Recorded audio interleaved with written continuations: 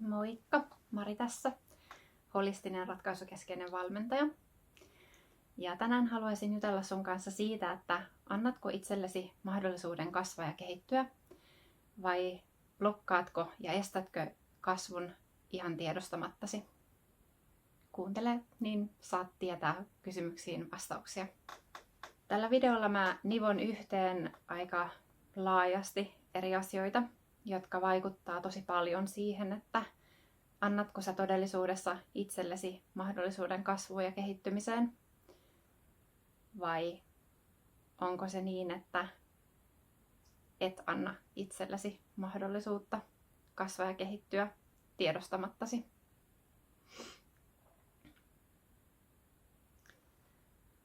Ihmisen elämässä mikään ei oikeastaan ole niin pysyvää kuin muutos, mutta silti me ihmiset ollaan vähän sellaisia, että me tykätään tutusta ja turvallisesta ja pelätään vähän sitä tuntematonta.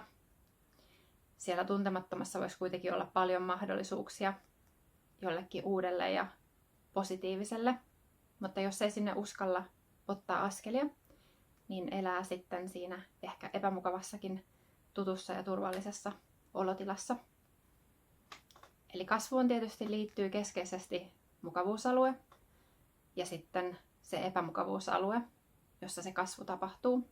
Ja epämukavuusalueella nimensä mukaisesti ollaan epämukavien asioiden ja kokemusten äärellä. Ja siellä epämukavuusalueella tehdään sellaisia asioita, jotka ei ole tuttuja ja turvallisia. Eli ollaan uuden äärellä ja se luo sitä epävarmuutta. Ja jos sä astut pois sieltä tutusta ja turvallisesta, niin sä ikään kuin joka tapauksessa altistat sitten itsesi muiden mielipiteille. Ja tämä liittyy siihen kasvuun siten, että kasvu on usein aika hiljaista. Se ei välttämättä näy ulospäin, se sisäinen muutos, mutta se rupeaa näkymään ulos vasta sitten, kun sä rupeat tekoihin sen sun muuttuneen sisäisen maailman myötä. Ja ihmiset usein sitten muistaa susta sen jonkun vanhan version, joka sä olet ollut. Ja se on myös asia, joka sun pitää itse hyväksyä, että susta on ollut olemassa jo tosi monta erilaista versiota. Ja jos sä suhtaudut niihin sun vanhoihin versioihin häveten, niin se on jo yksi sellainen asia, mikä haittaa sun omaa kasvua. Me kaikki tehdään valintoja ja tekoja niillä tietotaidoilla, mitä meillä kulloisellakin hetkellä on ollut. Ja sen takia on vähän turhaa hävetä jotain menneisyydessä tapahtunutta, koska sulla ei ole ollut silloin sitä samaa tietotaitoa, mikä sulla nyt mahdollisesti on.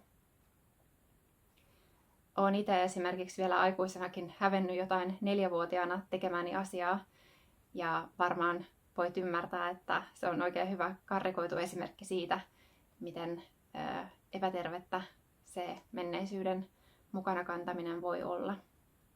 Se, että miettii jotain 4-vuotiaan kyvykkyyksillä tehtyjä asioita aikuisena, niin siitä pitäisi herätä se ajatus kaikille nyt tämän tarinan myötä, että ihan lähimenneisyydessäkin sä oot voinut olla eri versio kuin mitä sä oot nyt.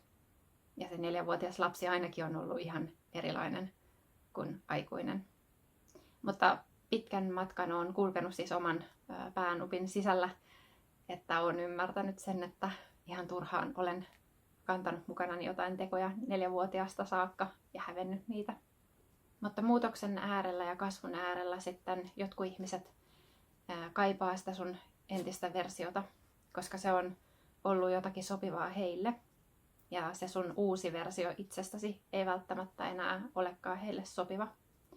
Niin sä joudut tässä hyväksymään sen, että muilla voi olla mielipiteitä sun elämästä, mutta käytännössä sä joudut jättämään ne omaan arvoon, jos sä haluat elää oman näköistä elämää ja kasvaa kohti itseäsi.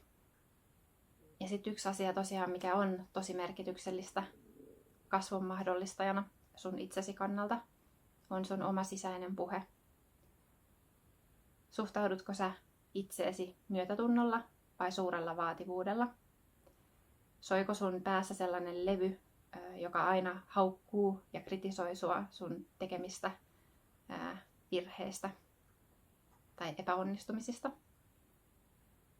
Vai onko se ääni sun päässä myötätuntoinen joka kertoo sulle, että jokainen kokemus on oppimispaikka ja voit löytää siitä jotakin, mikä auttaa sua menestymään ensi kerralla paremmin.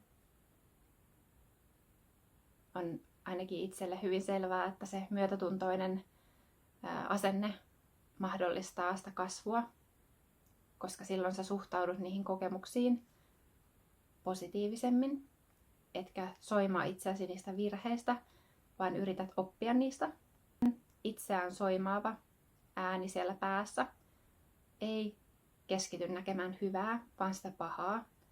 Ja yleensä se, mihin kiinnittää huomion, kasvaa, jolloin sulla ei ole sitä samaa kasvun mahdollisuutta, kun sä et pyri näkemään positiivista niissä kokemuksissa ja miettimään, miten siitä ensi kerralla voisi selviytyä vielä paremmin. Ja uuden äärellä kun ollaan, niin sehän on selvää, että sanontakin sanoo, se kukaan ei ole seppä syntyessään.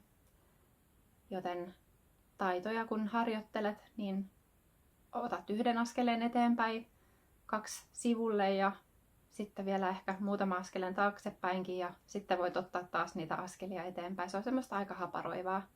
Ja sen takia se myötätunto itselle on tosi tärkeää. Ja kasvu yleensä vaatii sitä, että rohkeasti kohtaa itsensä tässä ja nyt sellaisena kuin on. Ja sitten koittaa suunnata katsetta tulevaan ja miettiä, mitä ensi kerralla voisi yrittää paremmin. Ja mukavuusalueella ne muiden mielipiteet yleensä ei ihan hirveästi hetkauta, koska se on sitä tuttua ja turvallista. Mutta siellä epämukavuusalueella, kun sä tuut näkyväksi ja teet uudenlaisia ratkaisuja ja valintoja, niin tosiaan ne muiden mielipiteet saattaa ilmaantua siinä kohtaa. Ja se on tärkeää tiedostaa, että kunhan sä et tee kellekään pahaa, vaan pyrit rakentamaan hyvää ja pyrit rakentamaan elämää, joka palvelee myös sinua itseäsi parhaalla mahdollisella tavalla, niin nämä näkökulmat pitäisi olla tärkeämpiä kuin se, että joku miettii, että mitä se nyt tuommoista tekee. Sä et elä sen toisen ihmisen elämää, eikä se toinen ihminen elä sun elämää, vaan sä yrität elää itsellesi hyvää elämää. Tää oli aika sekava video varmasti tällä kertaa, mutta mä luulen, että mä tulen jatkamaan näiden aiheiden parissa sun kanssa vielä tulevissakin videoissa. Tämmöistä tällä kertaa.